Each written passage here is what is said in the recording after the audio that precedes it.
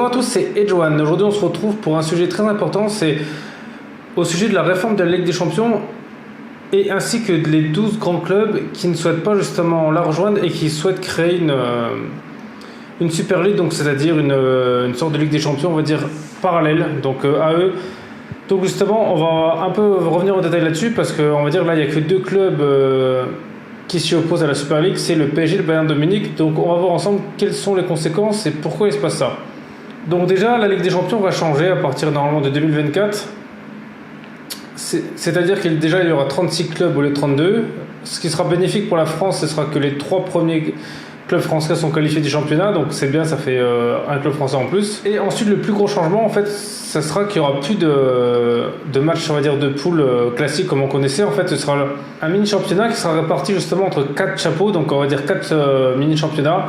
Donc justement dans 4 groupes et que tout le monde va s'affronter une fois et qu'à la fin, les 8 premiers du classement général seront qualifiés. Donc en fait, ce sera justement ceux qui auront gagné le plus de matchs dans leur groupe. Par exemple, on va dire ceux qui auront battu tous les adversaires ou le nombre total de points qu'ils ont eu au classement général, c'est-à-dire qu'il y aura un classement justement dans le groupe plus un classement général avec tous les groupes réunis. Donc justement, vu qu'il y aura un classement général à côté, ça forcera aussi les équipes à marquer peut-être plus de buts parce que je pense que la différence de buts à mon avis va jouer beaucoup parce que beaucoup de clubs seront sûrement à égalité. Donc les 8 premiers seront qualifiés d'office pour les 8e de finale et ensuite il y aura un barrage entre le 9e et le 24e pour savoir qui rejoindra le 8e de finale. Alors ça veut dire déjà qu'il y aura beaucoup plus de matchs parce qu'avant il y avait que 6 matchs, là il y en aura 9 et en plus justement il y aura les barrages entre le 9e et le 24e, donc ça fera encore des matchs en plus et justement en fait l'UEFA a décidé de créer ça pour qu'il y ait plus de matchs, donc plus de droits télé et plus de visibilité encore sur le foot. Donc justement peut-être que ça pourrait aussi permettre à d'autres chaînes de récupérer une part de marché, peut-être des chaînes gratuites pour nous, ça serait quelque chose comme de pas mal. En soi, moi la seule question que je me pose c'est comment ils vont faire pour les matchs à domicile ou à l'extérieur. Alors, ce qui serait juste, je pense, c'est que tout le monde s'affronte sur terrain neutre. Comme ça, il n'y aura pas on va dire de triche, parce que jusque-là, espérons que justement qu'on puisse revenir au stade. Parce que ça fait que certaines équipes auront un avantage, ou alors ce sera peut-être que les équipes la moins bien classée fera le match à domicile en termes d'indice UEFA, ou alors ce sera que sur terrain neutre. Mais je pense que ce serait quand même mieux, comme ça permettra justement déjà d'éviter les gros déplacements, vu qu'il y a plus de matchs. Ce serait quelque chose de pas mal que tout le monde s'affronte dans des terrains neutres, histoire que tout le monde soit égalité, parce que vu qu'il n'y aura pas de match aller-retour, on va dire il y aura certaines équipes qui seront plus avantagées que d'autres. Donc, et aussi l'autre avantage de ça, c'est que ça permettra au club de gagner un peu plus d'argent parce que là il gagne que 2 milliards d'euros qui est réparti entre tous les clubs et là il y aura à mon avis beaucoup plus car il y aura plus de matchs. Donc voilà, moi personnellement on va dire que je suis pas forcément contre parce que en gros il n'y a que les phases de poule qui changent, le reste ça reste pareil. Ça permettra justement qu'il y ait peut-être plus de spectacles et plus d'équipes qui s'affrontent et justement ça permettra de voir un peu mieux parce que des fois certaines équipes ont un peu de la chance dans les phases de poule et là justement ça permettra à tout le monde de s'affronter et puis à tout le monde de s'améliorer. Donc moi je pense que c'est pas plus mal comme ça que des clubs différents se rencontrent que toujours affronter les mêmes équipes. On peut apprendre des fois de certains adversaires, donc je pense que c'est quand même une bonne idée. Et à côté de ça, donc justement il y a des grands clubs genre par exemple Manchester United, le Milan AC, le Real Madrid, Chelsea, Manchester City qui souhaitent justement créer une ligue ensemble, donc ce sera une Super League. Donc à l'heure actuelle justement ce serait que fermé aux 12 clubs là, il n'y aura pas d'autres équipes qui rejoindraient, donc ce serait une sorte de grande finale des meilleures équipes. Et tout ça justement permettrait de rapporter 6 milliards d'euros donc répartis entre les 12 clubs. Donc c'est sûr que ça fait beaucoup plus d'argent que comparé à la Ligue des Champions qui c'est 2 milliards pour 32 équipes actuellement. Donc déjà en voyant ça on comprend à peu près déjà pourquoi les clubs là veulent rentrer là-dedans. Et donc à cause de ça justement l'UEFA souhaiterait punir les clubs qui veulent lancer ça s'ils se retirent de l'UEFA parce que ça fera la concurrence. Donc ils voudraient soit déjà les éliminer de la Ligue des Champions cette année, qu'ils ne puissent plus leur faire. Donc ça c'était les premières sanctions de base. Il y avait d'autres sanctions évoquées mais bon je pense pas qu'elles seront mises en place, comme par exemple que les joueurs qui font partie de ces clubs là n'ont plus le droit de jouer avec leur équipe nationale. Ça je ne pense pas que ce sera appliqué, mais bon ça on verra par la suite.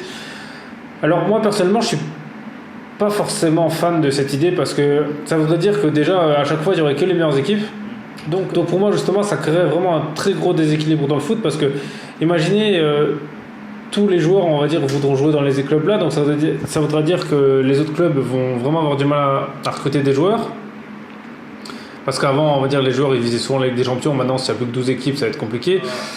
Et en plus, ce qui sera dommage, c'est que justement, ça va enlever une possibilité dans le foot. C'est-à-dire que des fois, en Ligue des Champions, il y a des clubs voilà, qui d'habitude ne sont pas là, mais grâce à, on va dire, une année avec des bons joueurs, un nouveau coach qui trouve une bonne tactique, et ben des fois, il y a des clubs qui arrivent à aller loin en Ligue des Champions. Par exemple, il y a Porto qui l'a gagné, Monaco, qui ont été loin. Là, par exemple, l'année dernière, l'Atalanta de Bergame. Voilà, il y a Leipzig aussi. Voilà, il y a des clubs comme ça, Dortmund. Tout ça, voilà, c'est des clubs qui, des fois, avec des années, permettent justement avec un peu de chance d'aller loin parce qu'il y a des choses qui changent. Là, s'il se passe ça, il n'y aura plus tout ça parce que ce sera toujours les 12 mêmes. Donc ça va vraiment créer encore un grand écart entre les clubs là et les autres. Donc je trouve ça un peu dommage. Et après, est-ce que c'est vraiment une bonne idée? Parce que là, en tant que joueur, ce qui fait rêver pour moi, c'est la Ligue des Champions parce que c'est une coupe connue. Voilà, c'est quelque chose qui date depuis des années, donc tout le monde la connaît. Là, gagner une nouvelle coupe, est-ce que vraiment ça aura de la valeur pour les joueurs? Ça aussi, il faut savoir, est-ce que les joueurs seront intéressés? Parce que gagner une coupe qui vient d'être créée, mais que derrière, il n'y a pas de... justement, on va dire, de grands clubs qui l'ont gagné, c'est la première. Même si c'est des grands clubs qui la gagnent, on va dire, ce sera une coupe... voilà, ça ressemblera un peu aux coupes qu'il y a des fois, justement... intersaison, donc des fois entre des grandes équipes qui s'affrontent pour se préparer. Pour moi, ça ressemble plus à ça. Et donc, il n'y aura pas de prestige avec tous les grands joueurs qui l'ont gagné. Là, tu la gagnes, mais au final, voilà, ce sera pas c'est un peu comme la Ligue des Nations, la gagner ou pas. Je pense que les équipes nationales, voilà, ils vont pas se vanter de ça, c'est bien, mais c'est pas ça qu'ils visent. Donc déjà, je sais pas si les joueurs, pour le prestige, la voudront. Et ensuite, est-ce que c'est quelque chose qui va durer? Parce que sur le long terme, après des clubs peuvent désister. Est-ce que c'est quelque chose qui va intéresser vraiment beaucoup de gens à regarder ça? Parce que c'est bien beau qu'il y ait plus de droits TV, mais il faut encore que les gens regardent. Hein. Peut-être que les gens vont... ça va les lasser parce que si chaque année c'est toujours les mêmes qui s'affrontent, au bout d'un moment, c'est pas marrant. Parce que voilà, parce qu'en championnat, ils auront peut-être même moins de motivation de jouer le championnat à fond parce qu'ils savent qu'ils se qualifient pour ça.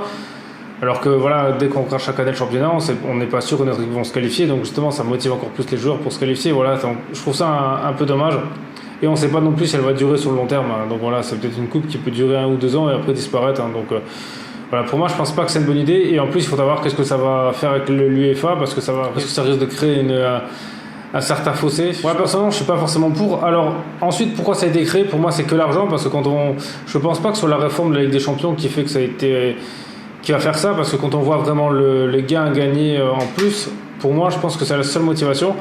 Et en plus en 1998 déjà il y avait déjà vous voulez déjà créer ça, quelque chose comme ça. Et voilà, après d'un autre côté je pense que les clubs qui vont faire ça peut être un très gros risque pour eux parce que s'ils sont plus là, il y aura d'autres clubs qui vont prendre leur place et l'UEFA justement vont reverser les droits d'autres clubs et peut-être que d'autres clubs justement, peut-être même si à l'heure actuelle c'est un au moins prestigieux mais s'ils ont plus d'argent, pourront attirer d'autres joueurs qui voudront vraiment faire avec des champions. Donc pour moi c'est comme un risque des clubs là, parce que certes ils peuvent s'enrichir sur le court terme, mais est-ce que sur le long terme c'est valable? Parce que si justement les autres clubs récupèrent l'argent qu'eux devaient avoir en Ligue des Champions, eux ça leur permettra justement aussi de recruter d'autres joueurs et peut-être qu'à force justement peut-être justement qu'à force toute la hiérarchie du foot va changer parce que ils vont peut-être justement les autres continuer de se donner à fond en championnat, peut-être eux moins, ça fera encore de l'argent moins, voilà. Après aussi à voir comment les supporters voient ça parce que si bon, on est supporter d'une équipe, on n'est pas d'accord avec ça, on peut peut-être ne plus l'être et supporter notre équipe. Voilà, je pense que c'est quand même un risque. À voir aussi les joueurs comment ils vont prendre ça. Est-ce que les joueurs sont pour ou contre? Par exemple, il y a déjà Jürgen Klopp qui est contre. Voilà, on verra aussi les entraîneurs. Je pense que ça va peser aussi dans la balance. Ça veut dire que c'est quand même un gros risque. Donc voilà, après je vous ferai certainement d'autres vidéos pour vous tenir un peu, de voir comment que ça avance parce que là, même si ça avançait déjà pas mal, il y aura peut-être beaucoup de changements, peut-être que les clubs vont se rétracter, voilà, on ne sait pas comment que ça va se passer. Donc voilà, après vous dites-moi dans les commentaires justement ce que vous pensez de cette Super League ou de la réforme de la Ligue des Champions, si vous trouvez que c'est quelque chose de bien ou pas bien, voilà, si vous êtes pour ou contre. Et en tout cas, merci à tous d'avoir regardé cette vidéo, c'était Edgewan, on se retrouve très vite pour une prochaine vidéo.